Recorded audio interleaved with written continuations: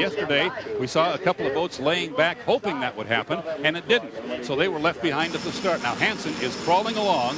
Dave Villwock is right beside him in Miss Budweiser. Way on the outside, that's Mark Evans. Now it takes longer to go around the outside, Scott. So he's in a little better shape out there, and he can turn up the boat speed just a little bit.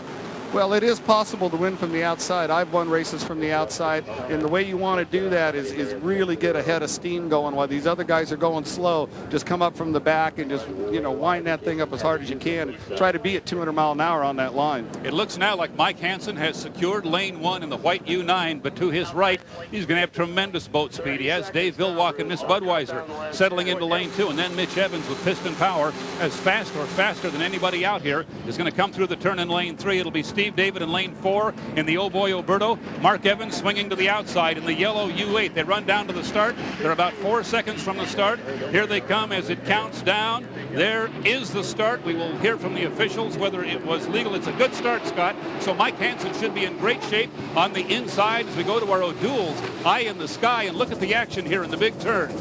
Well, Dave Villwock got the best start, but we'll see what he's going to be able to do with it from lane 2 as they go in there. Mike Hansen has a shorter way around the track, and he is in front as they go halfway through the Belle Isle corner, Steve. Hansen's white boat is very, very quick. He's been tough to get around, and he appears to have made exactly the start he needed to stay ahead of this very fast field.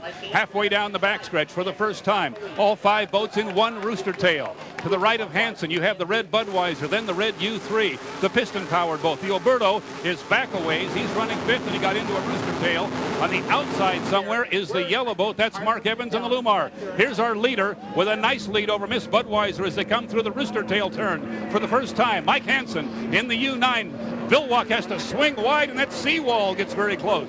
Well, he doesn't have to swing as wide as Mitch Evans. He almost hit that seawall. Mark Evans is giving chase in 5th place. He is trying to come up beside Steve David and the Oh Boy Oberto. That's going to be a pretty good race back there. The leader has things going his way as they go into the Belle Isle turn once again, and we look down on the action. That's Mike Hansen on the inside. Dave Villwock off to his right is back a ways now, as is the 3rd, 4th, and 5th place boat. So Hansen really has this going all his way, Scott. This is the way he looked a couple of years ago when he won the Gold Cup here in Detroit, right on this river. Well, he's making a heck of a statement right here, Steve. He is putting it to the fastest boats in the world, and he's got a beautiful boat ride, and everything's going his way. Look at this parade now as they have stretched out. 1, 2, 3, 4, and 5 is where the racing is back there, but it's very, very treacherous on that backstretch, even when you're running by yourself, as Hansen was. Oh, he just hooked it. He spun the boat out. It's going to cost him first place. Mark Evans in the yellow Llumar is inside the Detroit Yacht Club. He hooked to the right just as he should have been turning left, Scott. Something happened perhaps mechanically aboard that boat. Now we have a red flag. The red flag is out. They're going to stop this heat. Evidently, Mark is not talking. He's not responding on the radio. As he went into the yacht club, something I've never seen in all my years of racing here. We've seen close calls. The boat from here does not appear to be badly damaged, Scott. It doesn't look like the front of it hit anything very hard. We can only hope that Mark is okay. He was chasing Steve David and the Oberto, running very, very hard. He suddenly turned right. Well, something you don't see unless something's wrong.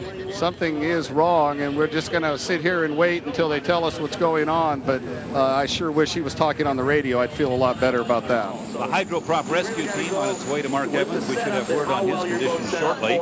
As we look at the accident again from the other side of the river at the Detroit Yacht Club, and that's right where the U8 gets its nose up, and then a long, low, very violent flip and a very hard landing right in front of the Yacht Club. Turn now. Okay, you got up there.